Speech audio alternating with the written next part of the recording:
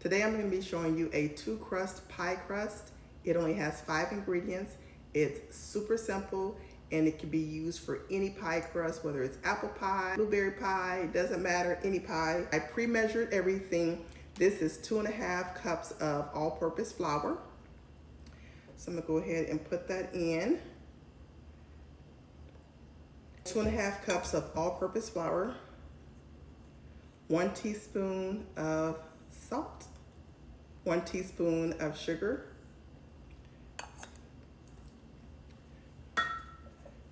1 cup of unsalted cold butter.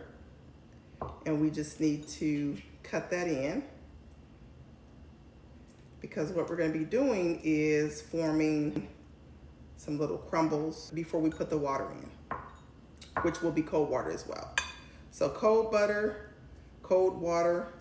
It may be even a good idea to use cold flour. Actually, I keep my flour in the freezer anyway. That's how I store it. So that's, again, 1 cup of unsalted cold butter that I just cut into the bowl. We have this fancy pastry blender that we can use to blend everything up with. But I am old school, so I am actually going to ditch the pastry blender because I'm gonna use my fingers. We're just gonna be breaking the unsalted butter up until it becomes crumbly. That is the goal. Depending on how cold the butter is, it may take a little while to get that broken up, but you just have to stick with it. It doesn't take too long. What you're looking for is almost like pea-sized crumbles, I guess, maybe. But you just want to just keep working it until the butter begins to break down. I definitely would not recommend using margarine. Does anyone use margarine anymore? I don't know if they do or not, but I used to. Not anymore. I use unsalted butter for mostly everything. I rarely use salted. I'm not even sure what one would use salted butter for. When I decided to do this video, I started thinking, I wonder when the first pie crust was ever made. I decided to do, I think what most people do these days, which is, hey Google, when was the first pie crust ever made? Let's see what Google says. I'm not sure about the answer to your specific question, but according to bbc.co.uk, later on, closer to the 5th century BC, the ancient Greeks were believed to invent pie pastry, as it is mentioned in the plays of the writer Aristophanes, and it was possible to work as a pastry chef in this era, a separate trade to a baker. The Romans took the concept of pies even further. So that's according to Google. I guess the Greeks are the ones who possibly first made the first ever pie crust. And keep working it around. It'll start to blend and turn into little crumbles. And once it gets to that point, of course, then you'll want to add the cold water. I'm not sure if you can see how that looks so far, but I mean, there's still some big chunks in here, so I'll need to keep working that. Go ahead and leave a comment below to let me know what your favorite pie is. I would love to know what that is. I think I'm nearing the end now. So let me show you what it looks like. Of course, when you're doing this, you want to have clean hands, short nails, clean nails. Okay, so there we have it. This is what it looks like. If you can see that, crumbles. That's what you're looking for your pie crust. Okay, and this is enough for 2 pies, 2 crusts. Okay, so now that I have that, this is where I'm going to use I like this measuring spoon because It's adjustable, and it's like a space saver. You don't have to have multiple measuring spoons. All you do is adjust it to where you want it, down all the way down from 1 teaspoon all the way up to 1 tablespoon. So you start off with basically 2 tablespoons of cold water. You just kind of drizzle that around like that.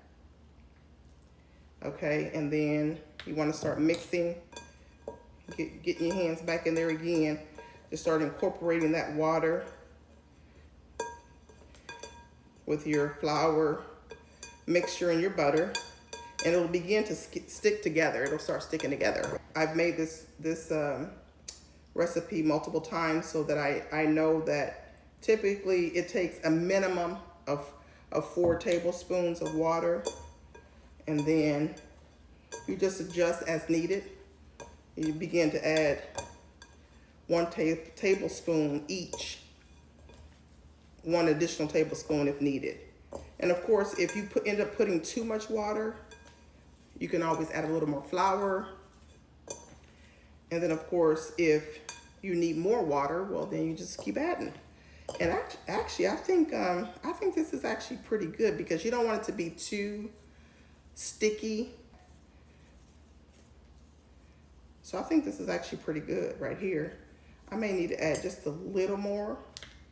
I don't even know if I'm gonna do a full tablespoon, honestly, but I'll just keep that water nearby just in case I need to add a little more.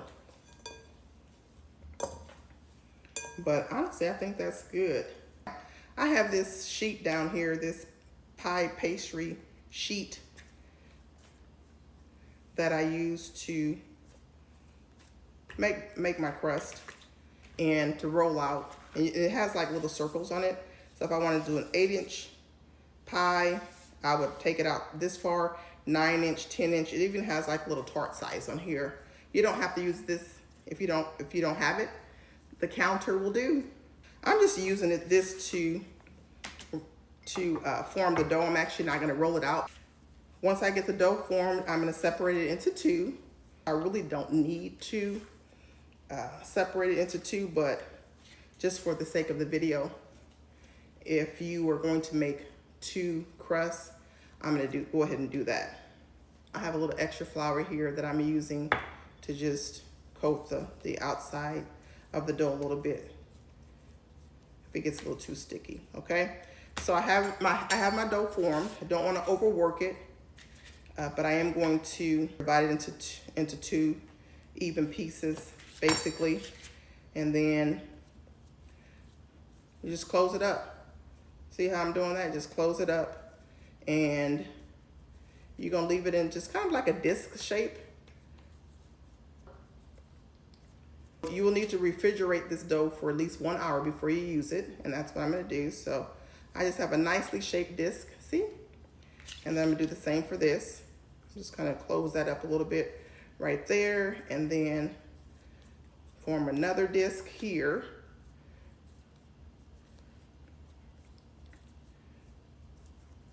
There we go. We have 2 nicely formed discs. When I take them out of the fridge, they will need to become room temperature before you are able to roll them out, because even when you put them in the fridge, they will harden. So you want to make sure that when you take them out the fridge, you give it a little time for them to soften before you roll them out, okay? And then I have some cling wrap here. So I'm just gonna, and you don't have to wrap it up any particular way, just put some cling wrap on it, like that. I usually make around the holidays, like Thanksgiving, I usually make my dough, my crust in advance, just because it gets kind of busy the day before, the day of. So I usually try to make at least maybe like the week before, and I put it in the fridge or the freezer. You can pretty much freeze anything. If you seal it properly, this crust will be good for 6 months in the freezer. Okay, so that's it. I have 2 crusts that I have formed into 2 flat discs, and I'll be putting those in the freezer. That's all it is to it. 2 nicely formed crusts that you can use for any pie whatsoever. When I first started making crusts for pies, I actually used to use a store-bought, a box kind. This is what I used to use, but I wanted to start controlling my ingredients, and that's the reason why this is for me, the best way to go, because it's super simple. You know where this goes now? That's where that goes. If you enjoyed this video on how to create a pie crust, go ahead and hit that like button, subscribe, and of course share. I would love to know what your favorite pie is. God bless.